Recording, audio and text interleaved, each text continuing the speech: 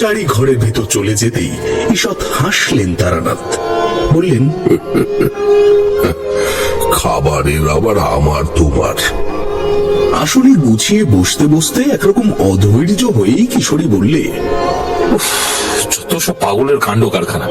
এই শীতের সন্ধ্যায় একখানা জম্পেশ গল্প শোনান দেখি ঠাকুর মশাই। সদ্য আনা পাসিং শোয়ের প্যাকেটখানা খুলে এগিয়ে দিলাম তারানাথের দিকে।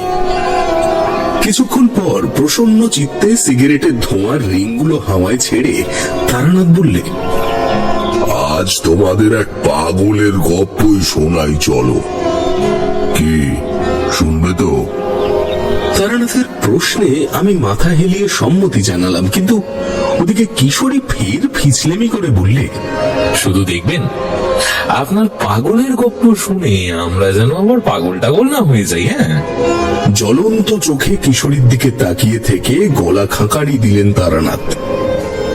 আর তারপর বলতে শুরু করলেন তার জীবনে ঘটে যাওয়া এক অলৌকিক অভিজ্ঞতার কথা।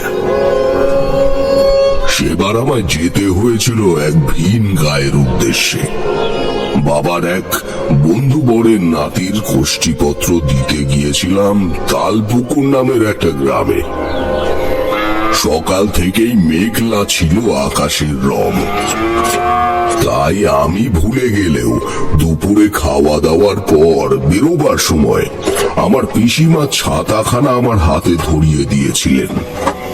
ডিকির ডিকির করে চলতে থাকা বিধু গারোয়ানের গরুর গাড়ির ঠান্ডা ছায়ায় কেমন যেন তন্দ্রা এসেছে, বুঝতে পারিনি।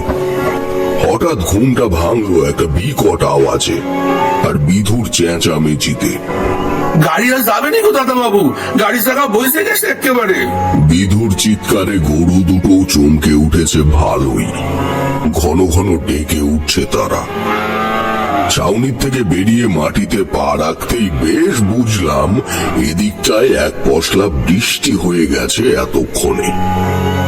মাথা তুলে দেখি বৃষ্টি থেমে গেলেও আকাশের মুখ তখনও ভার, অর্থাৎ যে কোনো সময় আবার সে কান্নাকাটি শুরু করতে পারে। কোন রকমে কাদা সামলে দাঁড়িয়ে বিধুকে বললাম, কি সর্বনাশ! কিন্তু আমায় যে আজ তালপুকুর পৌঁছতেই হবে।